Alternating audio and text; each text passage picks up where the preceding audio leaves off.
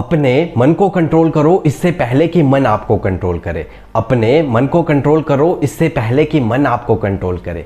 क्या आपका मन पढ़ाई में कम लगता है या फिर पढ़ते पढ़ते आपका ध्यान कहीं और चला जाता है? क्या परीक्षा के लिए अच्छे से तैयारी करना चाहते हैं? तो ये वीडियो आपके लिए ही है। वीडियो के लास्ट तक बने रहें क्योंकि आज मैं लेके आया हूँ कुछ ऐसे स्टडी टिप्स जो आपके लिए बहुत ज़्यादा इंपॉर्टेंट होने वाले हैं। तो स्टार्ट करते हैं हमारे फर्स्ट पॉइंट से। फर्स्ट पॉइंट है choose the stable place for study. Yes, study के लिए एक ऐसी जगह ढूंढे जहाँ पे वातावरण बिल्कुल शांत हो, न ज़्यादा गर्मी हो न ज़्यादा सर्दी हो, और जितना ज़्यादा हो सके अपनी जो स्टडी है वो टेबल और चेयर पे ही करें।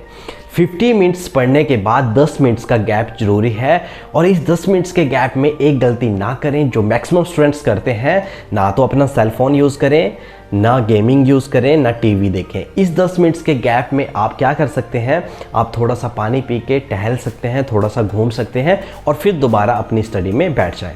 सेकेंड पॉइंट है keep away from all distracting devices.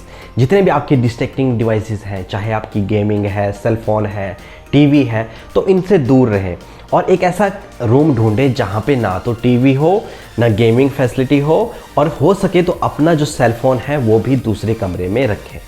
अगर आप सेल फोन अपने कमरे में रखते हैं तो बीच में अगर आपको स्टडी में कुछ प्रॉब्लम आएगी तो आप क्या करेंगे, आप सोचेंगे कि सेल फोन यूज़ करता हूँ, वहाँ पे सर्च करके देखता हूँ इसको कि ये टॉपिक का मतलब क्या है। तो इससे क्या होगा, आपका माइंड डाइवर्ट हो जाएगा और आपका 1 से 2 घंटे आपके सेल फोन में ही वेस्ट हो जाएंगे। तो ये सबसे बेस्ट ट्रिक है कि आप क्या करें, अपना जो आपका सेल फोन है वो पढ़ते टाइम आप दूसरे कमरे में रखें। उसके बाद थर्ड नंबर पे आता है हमारा रीड एंड राइट। यस, आपने सुना होगा कि हमारे पेरेंट्स, हमारे टीचर्स बोलते हैं कि लिख के पढ़ो, कि लिख के पढ़ो, लिख के पढ़ने से जल्दी याद होता है। पर ये कोई नहीं बताता कि इसके पीछे लॉजिक क्या है। तो इसके पीछे एक ज़बरदस्त लॉजिक है। लॉजिक क्या है, जो हमारी ये वाली मुद्रा होती है, ये वाली मुद्रा, इसे बोला जाता है ध्यान मुद्रा। जो हमारी ये वाली मुद्रा है ये होती है हमारी ध्यान मुद्रा। और जब हम बॉल पेन को इस तरीके से पकड़ते हैं तो हमारे ये 2 पॉइंट प्रेस होते हैं। जो हमारा ये और ये वाला पॉइंट है, इस अंगूठी वाला और इस अंगूठे वाला, ये 2 पॉइंट हमारे प्रेस होते हैं जब हम लिख के पढ़ते हैं। तो कहीं ना कहीं लिखते समय हम किस में, ध्यान मुद्रा में आ जाते हैं। और जो भी हम लिख कर पढ़ते हैं 70 to 80% चांसेस होते हैं कि वो चीज़ें हमें याद हो जाती हैं। तो कोशिश करें कि लिख कर ही पढ़ें। और इससे एक और बेनिफिट है कि आप जो टॉपिक आप पढ़ रहे हो उस पे आपका फोकस रहेगा।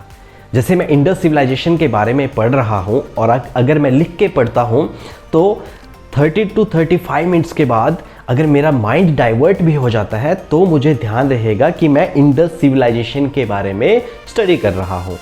और सारा लिखने की कोई ज़रूरत नहीं है। जैसे इंडस सिविलाइजेशन के बारे में आप पढ़ रहे हैं तो टोटली उसको लिखने की ज़रूरत नहीं है। आप सिर्फ उसमें से जो आपके इंपॉर्टेंट फैक्ट्स हैं वो निकाल सकते हैं, और जो आपके जनरल नॉलेज के पॉइंट ऑफ व्यू से जहाँ से MCQ 1 लाइनर्स बन सकते हैं आप वहाँ से वो निकाल सकते हैं। एक स्टोरी बनाइए और उसके बाद उसको 2 या 3 बार रिवाइज करें। इससे क्या होगा, वो आपको कॉन्सेप्ट जल्दी याद हो जाएगा। उसके बाद 4th नंबर पे है हमारा how to make interest. Yes, बहुत इंपॉर्टेंट पॉइंट है कि हम स्टडी में अपना इंटरेस्ट कैसे बनाएं। स्टडी 2 तरीके से होती है, या तो डर से या इंटरेस्ट से। पर जिस केस में इंटरेस्ट होता है उसमें स्टडी करने का मज़ा बहुत ज़्यादा आता है। तो कोशिश करें कि जो स्टडी है आपकी वो किसी भी डर से ना करें, उसमें अपना इंटरेस्ट बनाएं। और इंटरेस्ट बनाने के लिए मेरे पास एक फॉर्मूला है, जो एक वीकली फॉर्मूला है जिसको आप ट्राई कर सकते हैं। उसमें क्या करेंगे कि जैसे आज मंडे है, आज मैंने कोई टॉपिक पढ़ा या कोई चैप्टर आज मैंने स्टडी किया। जैसे फर्स्ट चैप्टर आज पढ़ा और आज मंडे है, तो सेकंड चैप्टर जब मैं डिस्कस करूंगा, जब मैं सेकंड चैप्टर पढ़ूंगा नेक्स्ट डे, तो मैं क्या करूंगा, फर्स्ट चैप्टर को 10 मिनट रिवीजन के लिए दूंगा। उस तरीके से जब मैं थर्ड चैप्टर पे पहुंचूंगा तो मैं फर्स्ट चैप्टर को भी 10 मिनट और सेकंड चैप्टर को भी 10 मिनट्स दूंगा। तो इस तरीके से एक वीक में जो आपका फर्स्ट चैप्टर है वो 5 बार रिवाइज हो जाएगा, जो सेकंड चैप्टर है वो आपका 4 बार रिवाइज हो जाएगा, और जो थर्ड चैप्टर है वो आपका 3 बार रिवाइज हो जाएगा। तो जो चैप्टर आपने 5 बार रिवाइज किया होगा, डेफिनेटली 80 to 90% चांसेस हैं कि वो आपको एक हफ्ते में पूरा का पूरा आपको सारे उसके जितने भी पॉइंट्स हैं वो आपको याद हो जाएंगे। और जो सेकंड चैप्टर है उसका आपको 60 to 70% आपको याद हो जाएगा। थर्ड चैप्टर का आपको 50 to 60% आपको याद हो जाएगा। जब आपको ये फ्रूटफुल रिजल्ट दिखेंगे तो डेफिनेटली आपका इंटरेस्ट इंक्रीज होगा आपकी स्टडी में। और फिफ्थ नंबर पे जो लास्ट पॉइंट है हमारा वो है प्लानिंग। यस, किसी भी बड़े काम को करने के लिए एक प्रॉपर प्लानिंग का होना बहुत ज़रूरी है। बिना प्लानिंग के कुछ नहीं है। इसके लिए एक छोटा सा एग्जांपल लेता हूँ। आपने अक्सर अपने घरों में देखा होगा कि मॉर्निंग में ब्रेकफास्ट बनाने के लिए सब्जी को रात में ही काट लेते हैं। मॉर्निंग में ब्रेकफास्ट बनाने के लिए सब्जी को रात में ही काट लेते हैं। ये क्या है? ये एक प्लानिंग है। ये क्या है?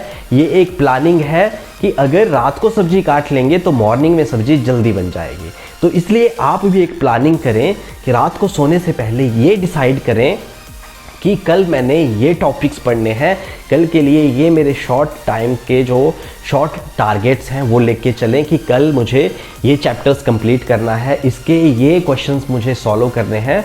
तो अपने छोटे छोटे टारगेट्स बना के चलें। अपनी प्लानिंग पिछले दिन ही करें कि मुझे कल सुबह से ये काम स्टार्ट करना है।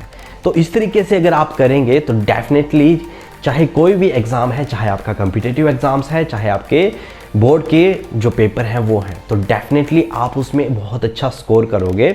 और थैंक यू सो मच। अगर वीडियो अच्छी लगे हो तो कमेंट बॉक्स में ज़रूर बताएं और वीडियो को लाइक, शेयर और सब्सक्राइब करें। Thank you.